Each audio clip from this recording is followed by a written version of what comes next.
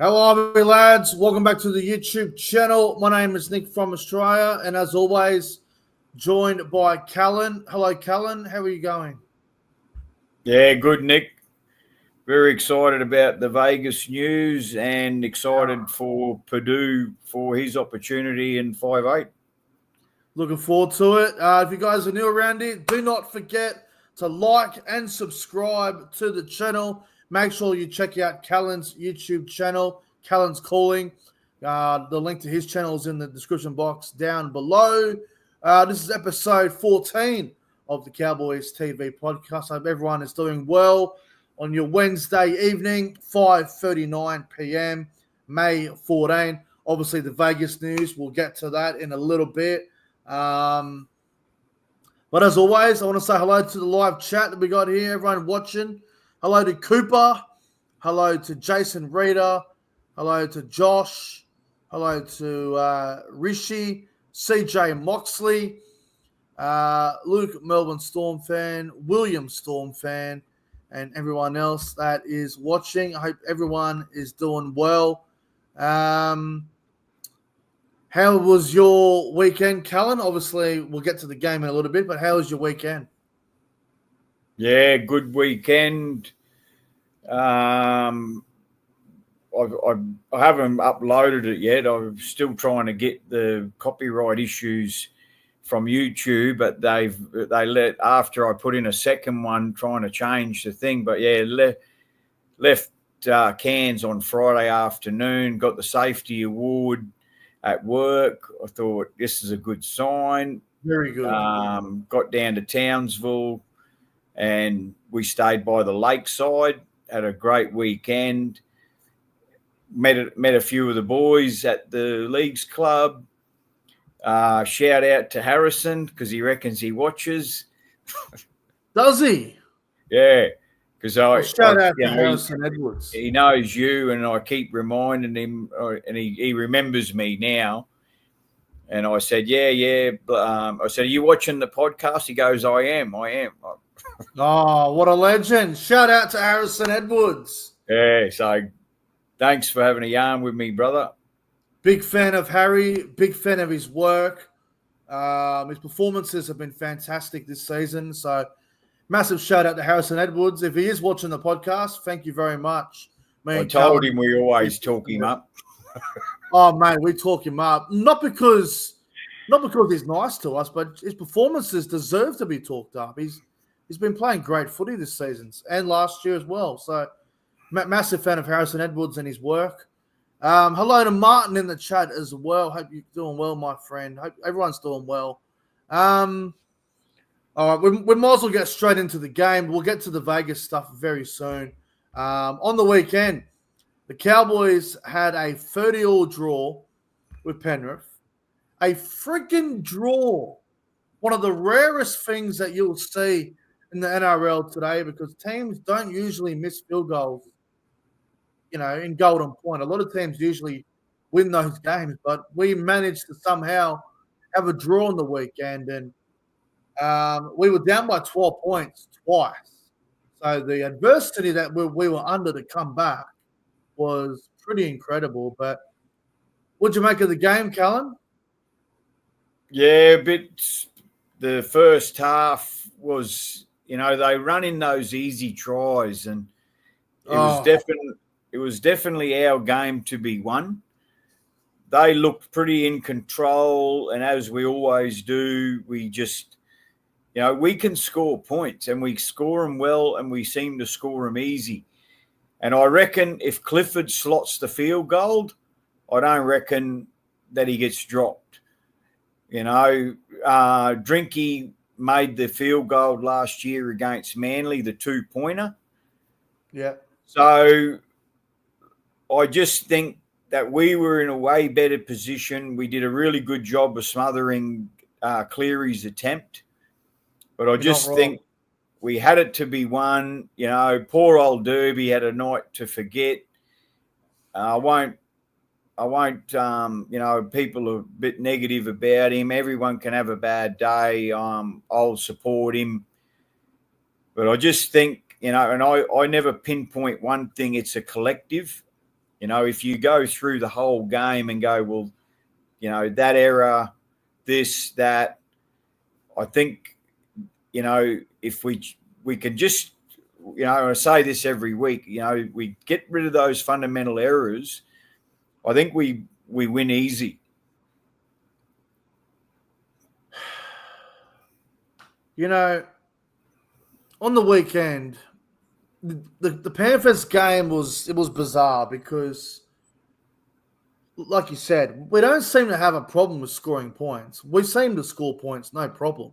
But our defense, and in particular, it's the same edge defense that leaked all those points against the Warriors at Magic Round. That right edge, I know they're working on it at training. I know they're working really hard on it. They are trying very hard to get that edge right. But for whatever reason, maybe it's a mental thing, maybe it's a lack of trust or a confidence thing, but we're conceding too many points on the edge where it was Jake Clifford, John Baitman, Viliami Vailea, and Robert Derby. Now, all of them are great NRL players, but for some reason, we're just leaking points on that same edge. And I think it's been addressed and it just needs to improve because the Titans game, like we spoke about it the other week, we let in 3 tries on that edge and we still won by 50, but that was a concern. And then we let the Warriors at Magic Round, they scored a lot of points on that side. And then obviously last week against Penrith, they scored, I think the back rower, Luke Garner was playing center. He got 2 tries. Blaze Talangi had a try and he also set one up. So I don't know what it is about that edge, but needs to definitely improve. But so Dearden will be playing on that side, won't he? Well, if he's going to be playing halfback. I heard a whisper that Dearden's going to play left and Purdy's going to go to the right side. But okay. Apparently they might rotate it. I'm not exactly sure what's happening, but someone told me today that Dearden's still playing on the left and Purdy's going to go to the right. So I guess we won't know anything official until the game, but I heard that they might be swapping sides. They might be rotating the edges on who's defending on what side. But, like, for example, if Purdy plays right and if we can see 2 tries on that edge, then they'll probably swap sides. That's what I've heard. But obviously we'll get to the team soon about the changes and whatever. But a lot of people, Callan, like we spoke about last week, a lot of people are blaming Vailea for everything, like in defense. And I don't think it's fair to pinpoint it on one bloke. Like, you've got 4 guys on that one edge. If one guy doesn't do his job, then okay, you can blame him. But just because the left center scored 2 tries against Vailea doesn't mean it's all Vailea's fault. You got to remember, you got the inside guy needs to make sure he slides across and makes his tackle, and the winger and the half, they all do their part. Like, I think that the Vailea hate's a bit over the top at the moment.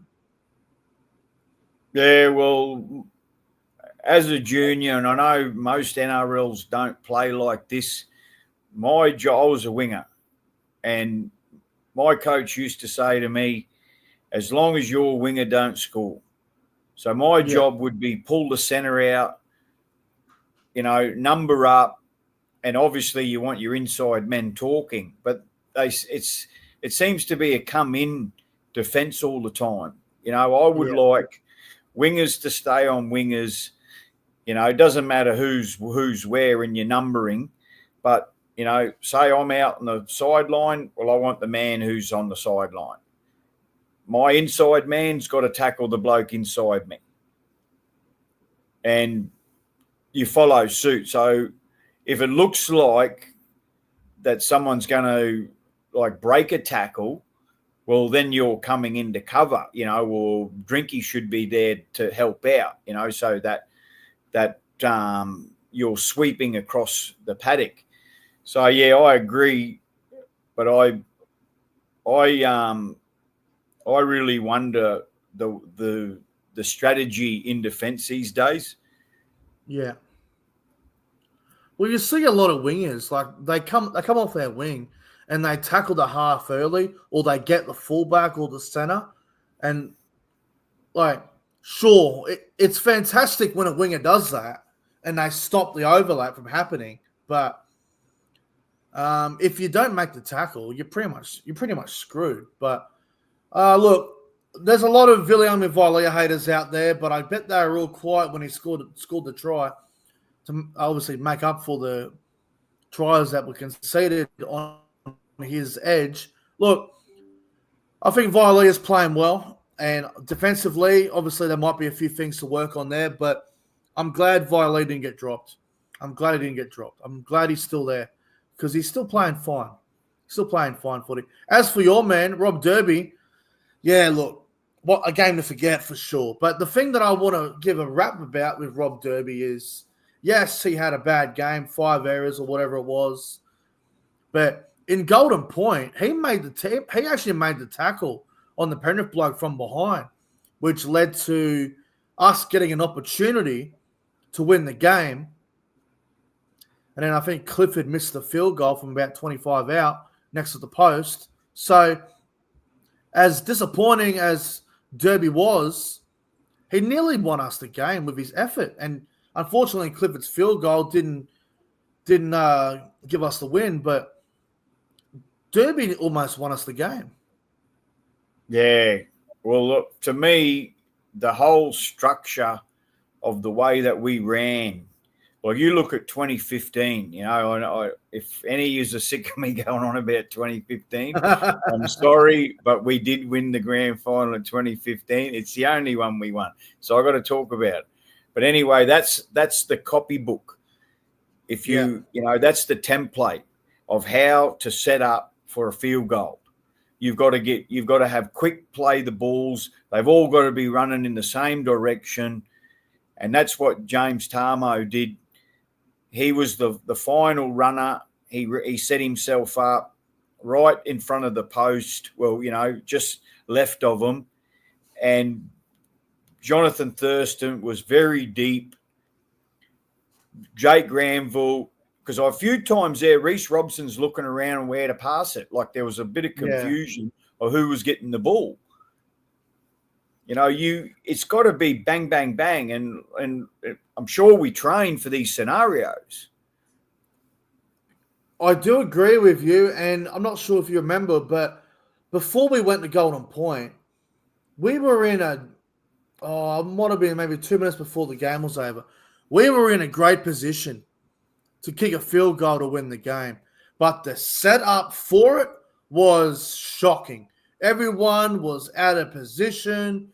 I don't know what the hell was going on. Everyone was all over the place. And then I think we had a shot at it, but we didn't even go close to it. I'm like, what on earth are we doing? And then I think Cleary had a chance to win it, but it was charged down or whatever it was. But crazy. Another thing I was very disappointed was, I forget who kicked it, but it didn't go dead, and no one chased it. Dylan Edwards picked it up and ran out. You know, instead of trying to tackle him in goal, everyone just sort of thought it was going to go dead and didn't chase. I think that was the Drinkwater attempt. It was on a tough angle. Yeah, you're right. I think did and chased him, maybe. It might have been Purdue. Someone chased, and they missed him. And then he got out of goals. And then they threw the ball back to the right side, I think it was. So, yeah, that was a bit disappointing. But, look, overall, we came back from 12 points twice. It was 18-6 at one point and 30-18. And the comeback, to score 2 tries in, I think it was 3 minutes to get it to 30-all was pretty incredible. The Tom Dearden try, where I think Purdue ran back inside and then Drinkwater made the line break and then he gave it to Dearden. That try was one of the best tries in the entire year. It was such a big moment. About 4 or 5 minutes to go in the game, and Dearden scoring that try was incredible. Yeah, he had a lot of pretty special moments. Purdue, he had that little flick pass, and he just seems to find space, that bloke. So I reckon that if there's an opportunity, he will run the ball. Yeah, and obviously we'll get to the team in a minute, but that's the one thing Clifford probably wasn't doing enough. It's running the ball. Yeah, I don't know whether he tries to simplify his game too much, but it gets too, like I was saying about Deard and dummy and running every play. Yeah, you've got to mix it up. For poor old Clifford, and any of you who's watch all the time, you know that I like Clifford. Yeah, you've got to keep them guessing. Yeah, you got to add new attributes to your game on a consistent basis. If you can add something new to your game that the opposition won't expect, it's going to come. It's going to come to your advantage. Like on the weekend, like every time we're going for a field goal, it was always Clifford having a shot, and I'm thinking to myself, why doesn't Dearden have a crack at field goal? Why doesn't Drinkwater get the ball here and have a crack? Why are we always going to Clifford? Like, I know Clifford's probably got the biggest boot when it comes to long range field goals, but Drinkwater kicked a 2-point field goal last year against Manly from 40, and he wasn't even set up for it really. So and he kicks every dropout. Drinky. Yeah, he does. I'm not sure if it's if it's a coach thing where Todd's like Clifford's kicking the field goal, but there's options. Jackson Purdue can kick them, so it'd be good if we could maybe mix it up a little bit. Just my opinion, but anyway, it was a good game, 30-all draw. I think with the way we came back twice and the way we scrambled in that last, golden point, I'm okay with a draw. To be honest, I'm okay with it. I was very happy we didn't lose, put it that way. Yeah, same. I was absolutely hoarse, mate. I had no voice left.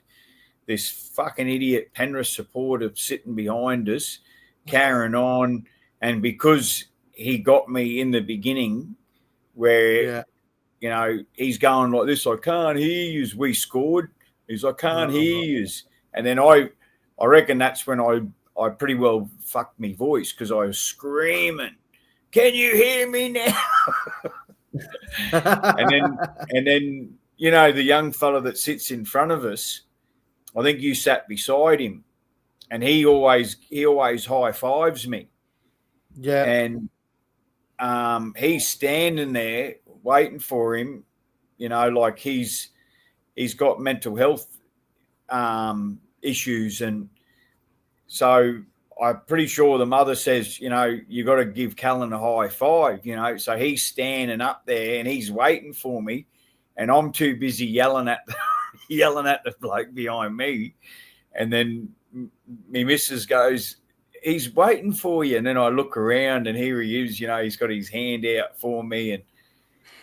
And then his mum goes to Yoli, he really likes Callan, and because he always looks around at me. And so I'm ignoring that idiot from now on, and I'm just gonna, in my little circle of, high-fiving each other. Yeah. But yeah, I was so happy that we didn't lose, basically. I think a draw was I think it was the right result in the end, but we could have won, but obviously we didn't. Now, some team list news this week. We got a little bit to talk about here because we play Manly, and we know what happened in round one. That was a disaster, and we know you copped a lot of shit that night, Callan. Some ridiculous comments from typical, Manly supporters, and they gave you a bit of a tough time, but hopefully we can get one back over them this weekend. Yeah, absolutely. And all them clowns, I don't reckon they leave Manly, Probably So I not. won't be giving any of the Manly supporters a hard time because I'm not wired that way. And, like in all, and you could probably back me up, you do a lot more away games and travel a lot. In a whole of rugby league, there's some really great people out there, on both sides of the team list, So 100%. I'll let that slide. And because, 99% of my experiences have been really positive.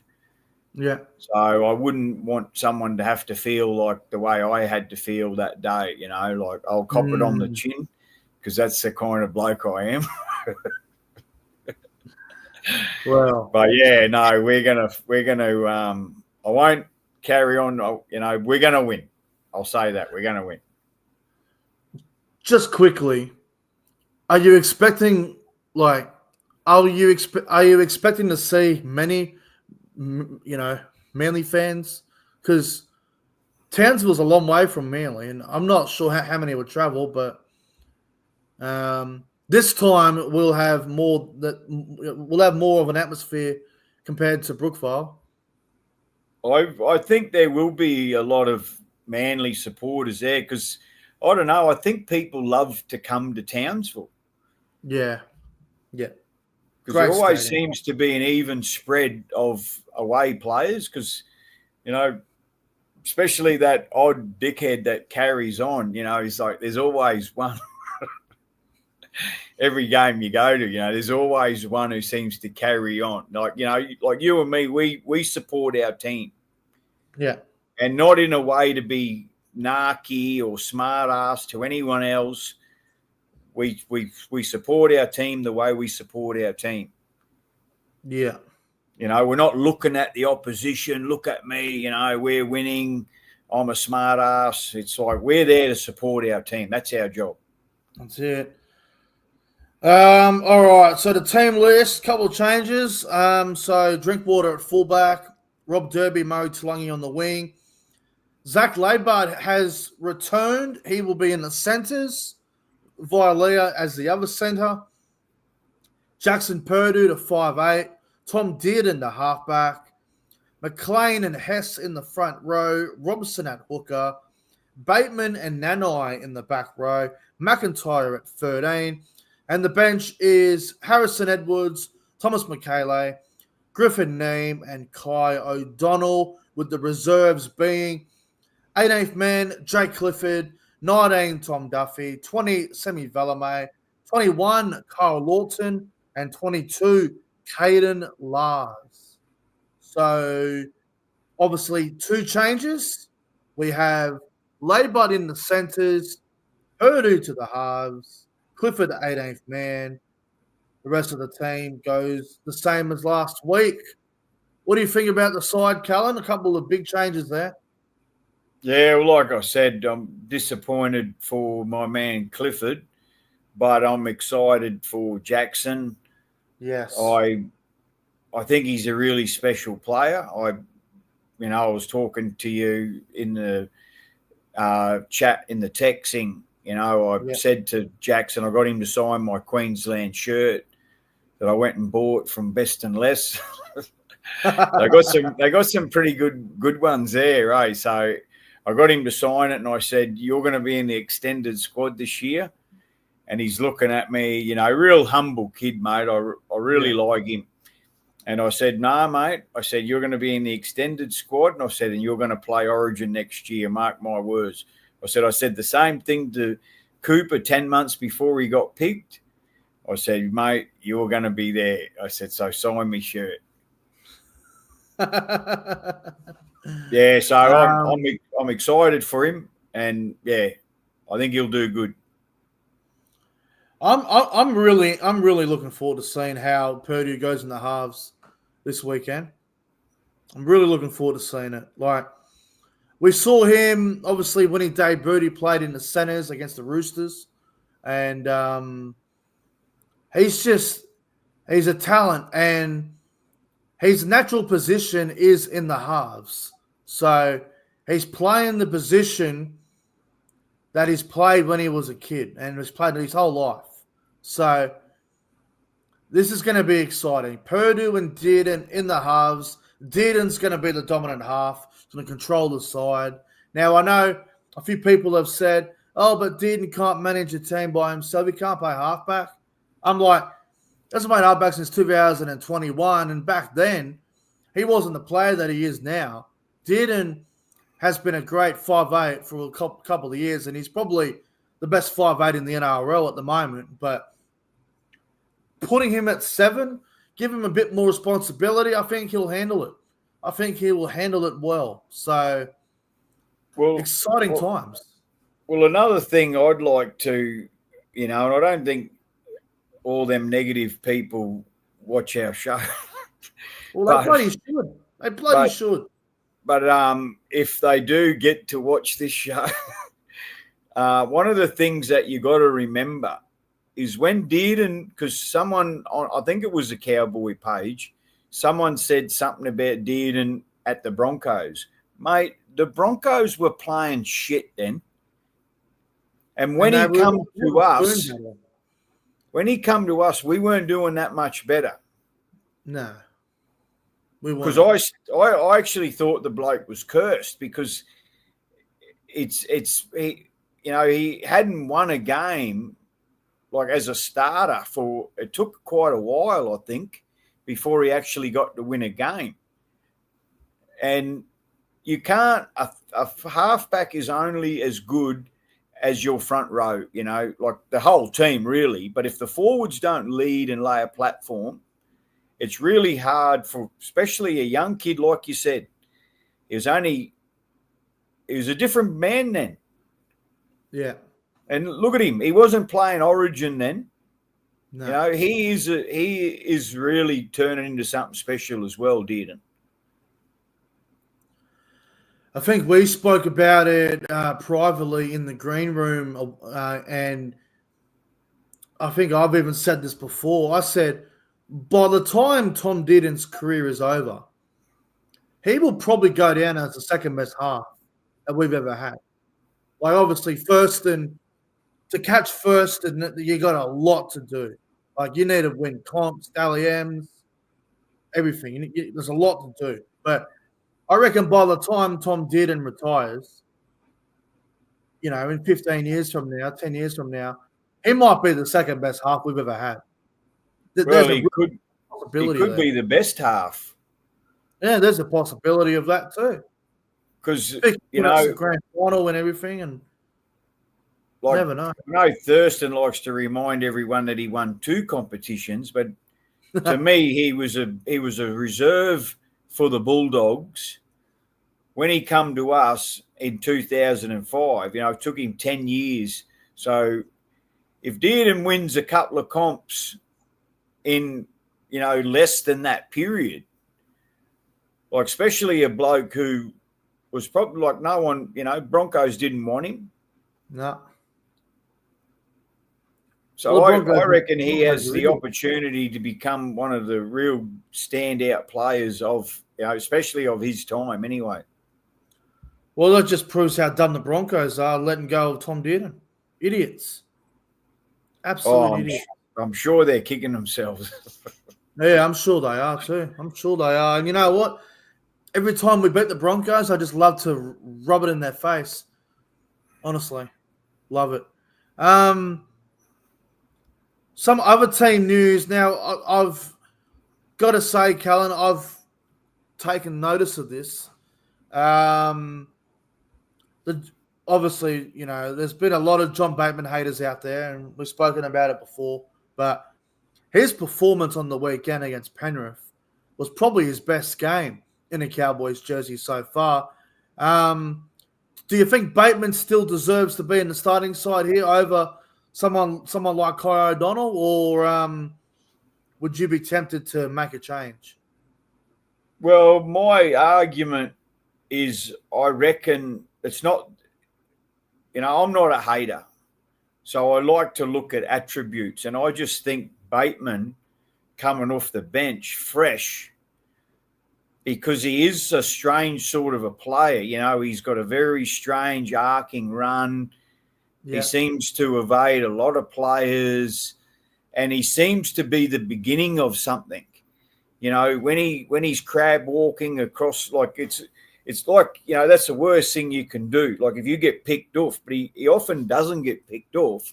He often does this strange sort of run, and then often gives it to Dearden, which we ended up, you know, either making a break or making big meters. So I reckon him coming on fresh when everyone's tired, I reckon he would just like I said, because he's got that X factor about him. You know, he can ball play. Yeah. Kai O'Donnell is just a workhorse, a great tackler. So it's not that I'm down on Baitman. I reckon having that, you know, unpredictable kind of a player that he is coming on, playing, you know, you could put him anywhere. And I think could he add would. some spark. Yeah. He definitely could. I mean, if you see Todd Payton at the Cowboys Leagues Club Saturday night, maybe you can go over and just ask him, be like, have you thought about this? And just see what he says. No, I did that to Paul Green. Oh, did you? Yeah, I went and had a go at Paul Green once. Oh, no. And I'll never do that again. How did that happen? Like, how did that all go down with the one with Paul went Green? Down like a Led Zeppelin. We ended up with 12 men. I think it was in Cotter's early career. Cotter was playing really well at hooker, and they ended up pulling him off, putting Granville back on. End of our interchanges, someone went down. We ended the game with 12 men, and we narrowly lost. And then I went up to Paul Green and I said, "Why did you do that?" And he basically explained himself to me. And because I'm very passionate, and I go, "Look, mate, I don't drink." And he goes, "What are you on then?" And I go, "I'm just high on football." And what was his assistant back then? Was it Fairley? No, David Fairley? Jason Demetrio, maybe? No, it was after Demetrio. Oh, shit. In the later years, a big bloke, big fella.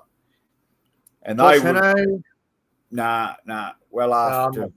Not sure who it was. And anyway, that they were both, you know, sort of getting into an argument with them, and, you know, then I just sort of retreated and, you know, tried to make it more peaceful. And yeah, you're not, you know, at the end of the day, they don't need that bullshit.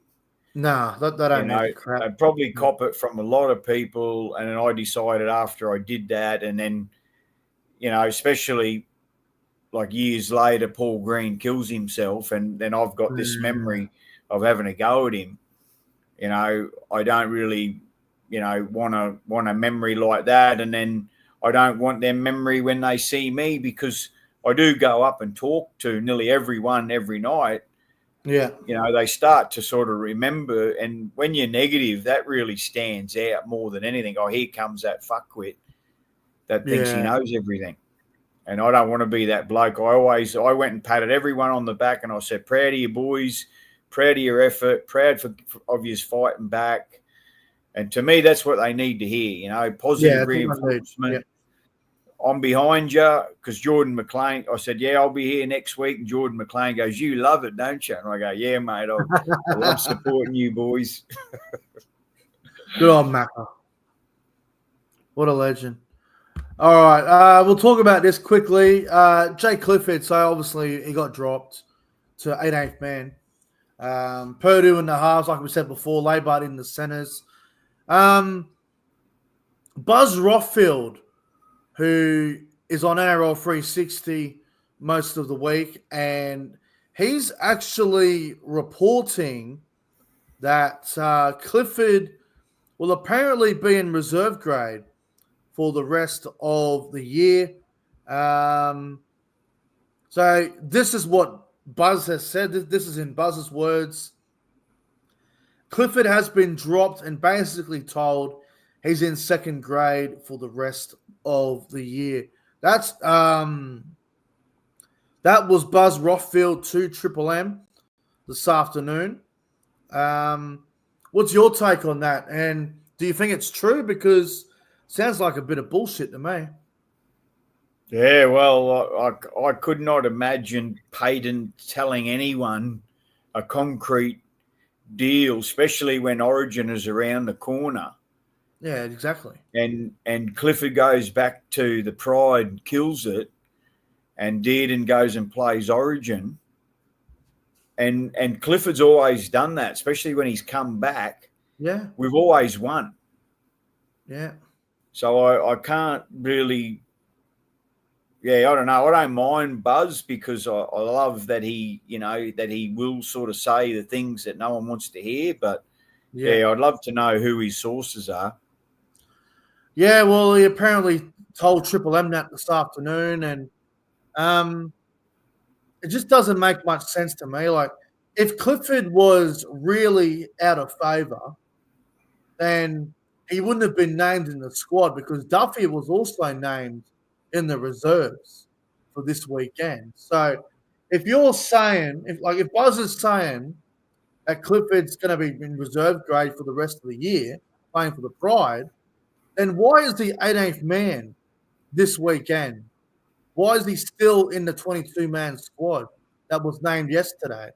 So it's got to be a thing where maybe he's just not doing a few things right. Like I think I said to you the other day, I think Clifford's been treading water for a few weeks, even in the games that we won, like in Perth, Magic Round. Sure, we played fine, but he wasn't setting the world on fire in those games, and probably hasn't been as dominant as he could be, and his kicks haven't been the greatest. But in saying all of that, like I think he's just been dropped because I think Purdue has to be in the team, and I think Zach Laybut needs to come straight back in because he's been playing Q Cup now for a few weeks, and Zach Laybut is way too good for Queensland Cup. So I think that's why they've done it. Well, that's certainly what I'd like to think. It's more of a reward. Yes, Clifford hasn't been going that well. Purdue's killing it. And, we've been, well, certainly I have been, I want Labour in the team. Yeah, we need him. So I think it's a combination of reward of Purdue and reward for Labour more than it is an absolute, a punishment for Clifford. Like we said, he's not doing as well as what we know he can. So it's like Nanai. Would you say Nanai is never going to play NRL again because he played for the Pride? I find that ridiculous. Ridiculous ass. And the thing is too, Purdue, Purdue's been playing so well. They're talking about him for State of Origin. Like, he could honestly make the team. There's talk of it. If Purdue has a blinder on Saturday against Manly, if he scores a try, sets up a try, makes his tackles, kicks well, he could actually make the team. Like, I would not be shocked. They're talking about it, and Purdue is that good of a player at the moment. You can't leave him out of the team. He's got to be there. So, unfortunately for Clifford, like we've been saying, he hasn't been awful. He hasn't even been bad. He's been a bit off. He's been a bit flat. Probably not as good as he can play. And Zach Laybut needs to be in the team because he's too good. And Purdue's killing it. And I think Clifford's unfortunately the one that has to make way. Yeah, I agree. The quality that Purdue has been giving us, how well he performs, he just seems like he's got a lot of trick shots in him. Yes. And the one thing you'll see from Purdue, he will run the ball more and he will take the line on and he will try different things. With Clifford, sure, he runs a little bit, but all we have been seeing from Clifford is put up a bomb, passes the short ball, not running the ball much. Purdue will run a lot, and so does Dearden. So I think they'll work well together. And I love that he backs himself. He did a flick pass. It didn't a few weeks ago. It didn't find its mark. Yeah. On the weekend, he did another flick pass. It found its mark. I love that. Back himself, do a little bit of razzle dazzle. You know, to me, that's what we need. Someone who's going to go, well, you know what? I'm going to try something here. Yeah. No, it's good. It's good. Now let's get to this. So the ball tampering incident over the weekend. A lot of ridiculous drama going on here. So the Panthers trainer, I believe his name is Shane Elford, former Penrith centre. He was caught, well, not caught, but he was seen on every single kickoff that Penrith did on Saturday night. He would wet the ball with the water bottle. Every single kickoff the Panthers did, the ball was wet. And then we get to Golden Point. The Cowboys go to do it, and they wet the ball. Referee Todd Smith doesn't like it. He's got the shits. Gets rid of the ball, and we get a new ball. But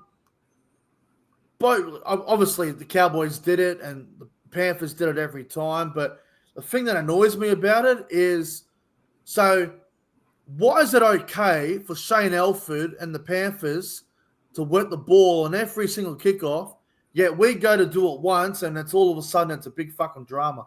So I didn't understand that, but we spoke about it off air. Callan, you don't seem to have much of a problem with it, I think, but... No, when I first seen it, I was, then when I found out we did it, and then I just went, oh, well. But I think from both teams, it's bad sportsmanship. Like I've heard players on 360 saying, well, you're actually helping washing the sweat off because it's harder to catch a ball that's all sweaty. Yeah. I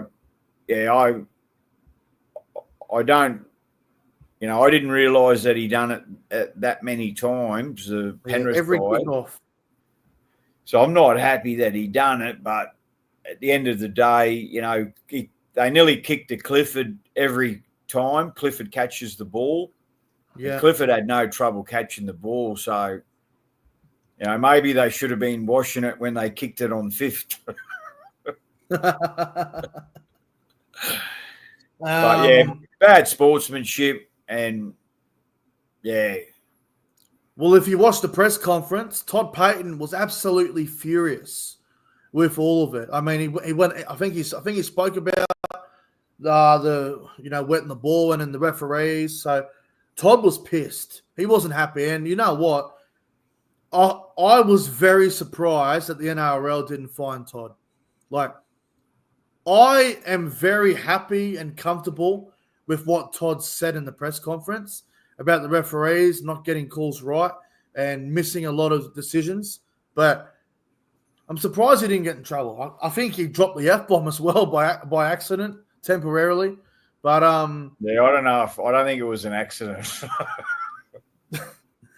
Whether it was an accident or not, I don't think it was wrong. And I'm glad he stood up for what he believed was right. And the biggest problem he had was, and I'll support him 100%, was the head high that Nanai got pinned for, and then that they had a hit on Valame, which was nothing to see, And I thought that's not a the one that Nanai sort of wraps his arms around, basically like this.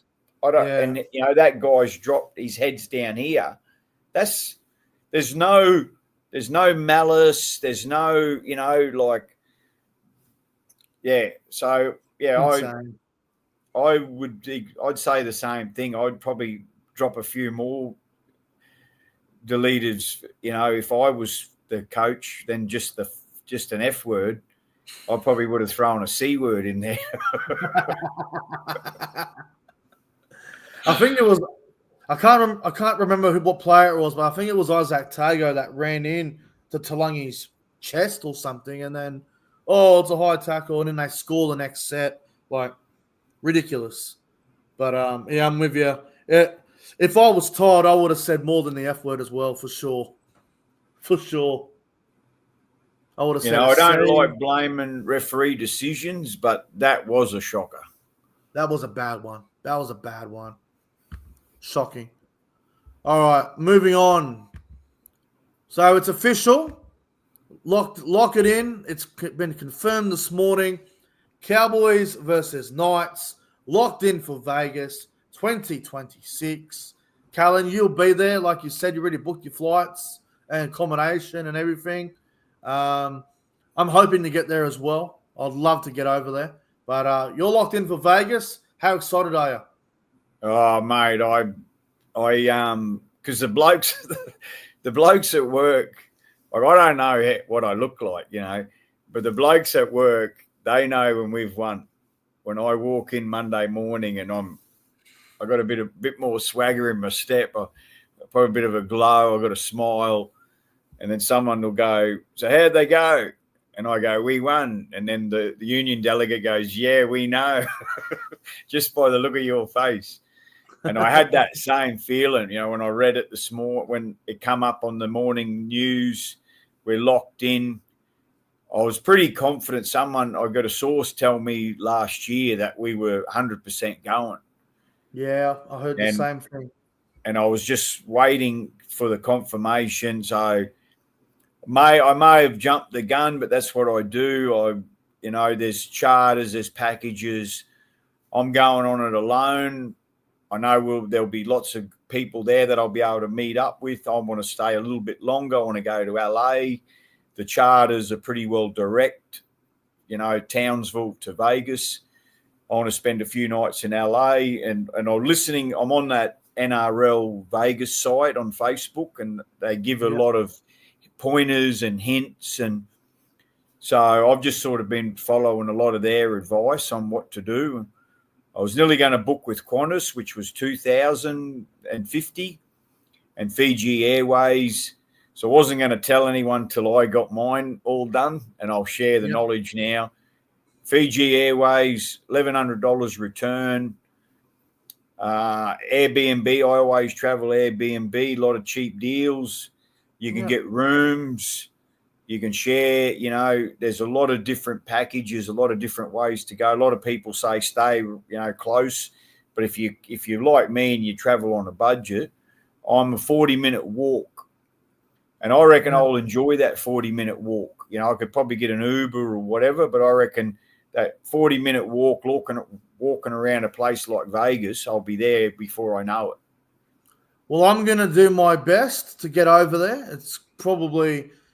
You probably need about $4,000, $5,000 all up, really, when you break down the airlines, accommodation, and everything else. You're probably looking at about $4,000 to $5,000, aren't you? Would that be about right?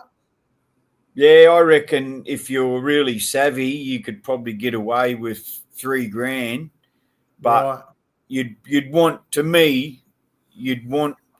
after you pay for your accommodation and your flights, I reckon you'd want at least $2,000 spending money.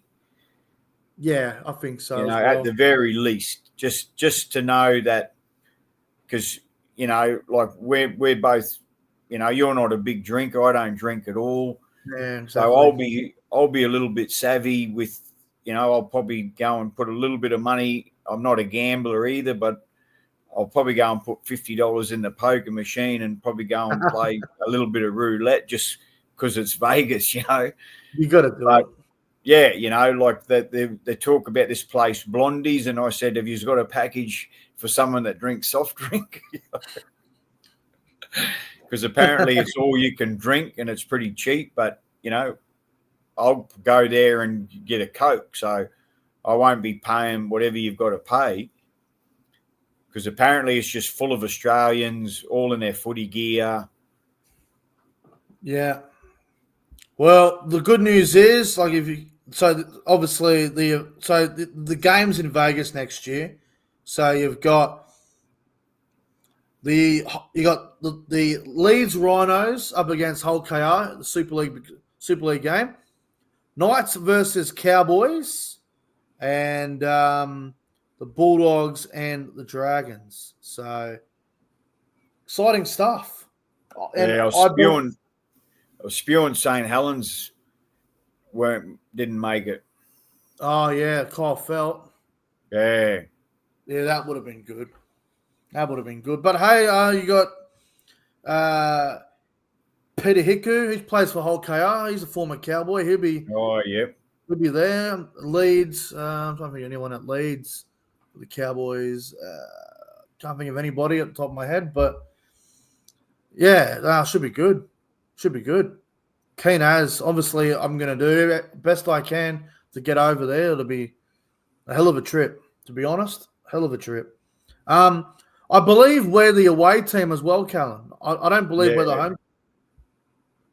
Yeah, well, I thought I heard the same thing, which is better for us, so we don't lose a home game. Yeah, exactly. Exactly right. Nah, should be good. Should be good. Well, I'll just ask you this question, Nick. Yeah. Will there be a bit of a hangover from the big travel? I know we get a week off sort of thing. Do you think it'll affect our 26 campaign? Well, if you have a look at the teams that went this year, it didn't really affect the Warriors or the Raiders. They hit back pretty quick when they got back. I think you got to give it at least a month. So when they get back, like obviously everyone will have about 4 or 5 days off. They'll have a good rest.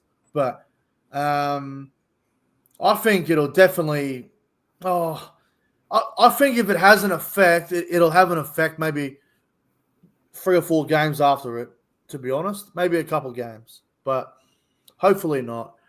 I just hope that when we get back from Vegas, we have 2 or 3 home games in a row.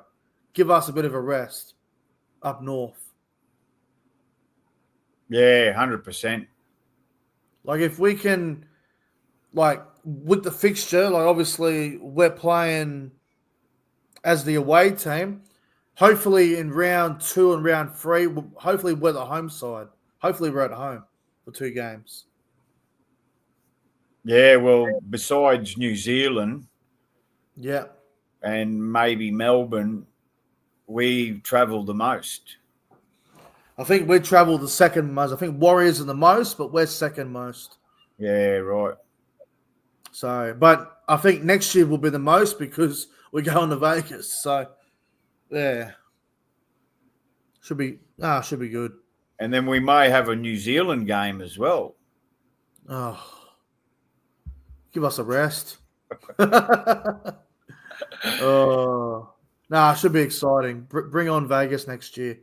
Bring it on. All right, let's get anyone out. Hang on, I'll just give you a little plug, Nick.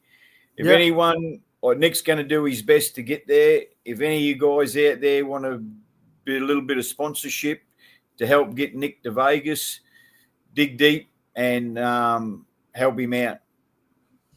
I'll be praying, that's for sure. Let me tell you, I'll be praying for sure. All right, let's get to the round 11 tips. So obviously the games aren't on until Friday, but we got the Knights versus the Eels Friday night, Callan. Who do you reckon wins that one?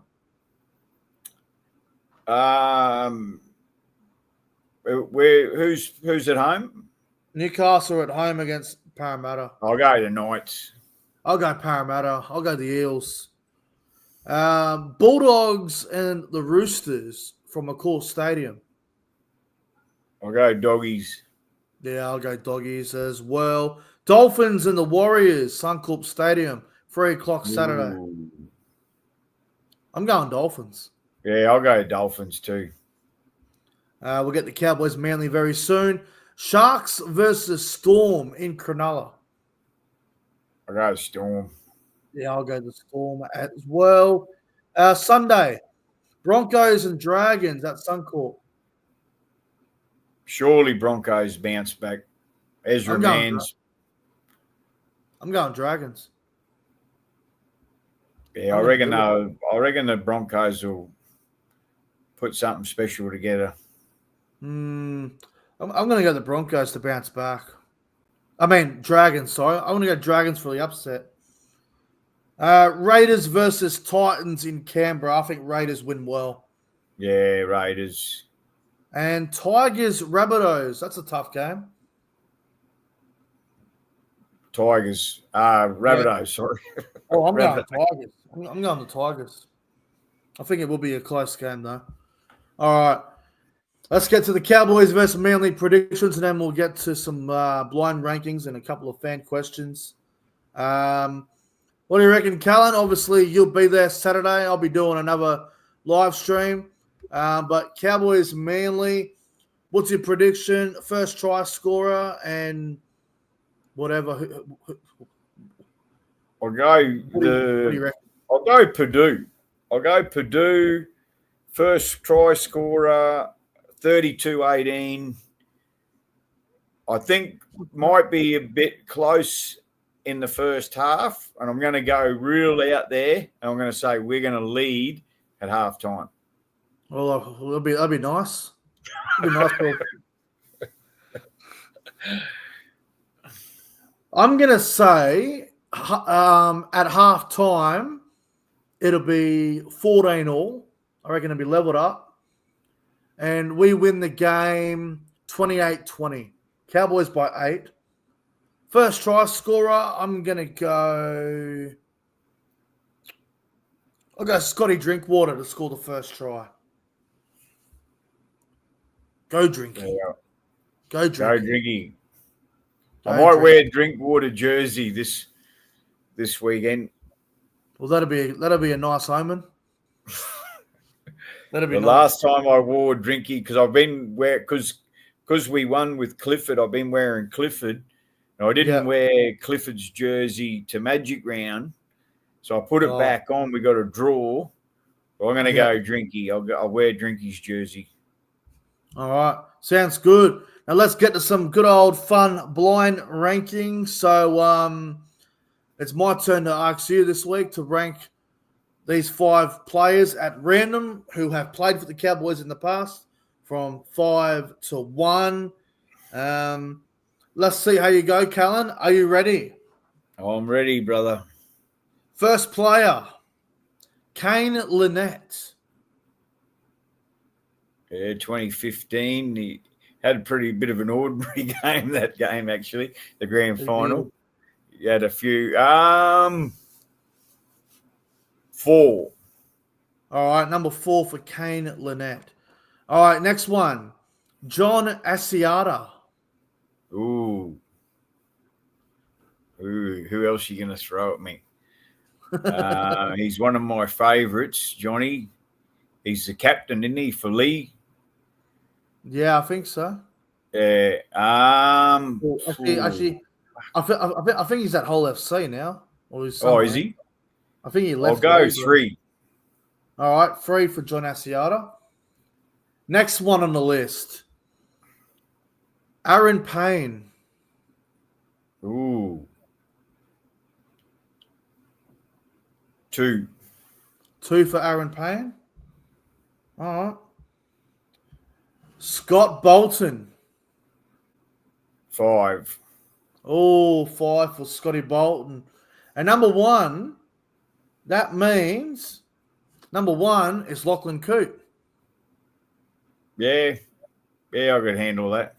All right, I'd probably put him at second if I knew, or second or third if I knew.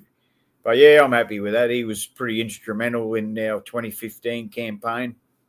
And yeah, he was a good player for us, Lachlan Coote. So your list, you had Scott Bolton at 5, Kane Lynette at 4, John Asiata at 3, Aaron Payne at 2, and Lachlan Coote at 1. Yeah, I like it. And if you could make any changes, what would you have changed? I probably would have put Aaron Payne at 1, John Asiata 2, Lachlan Coote 3. Okay, fair enough. But Asiata and Coote, I really liked both of them. And Aaron Payne, I reckon he was just a legend. Yeah, he was a great player for a long time for us. He really was. All right.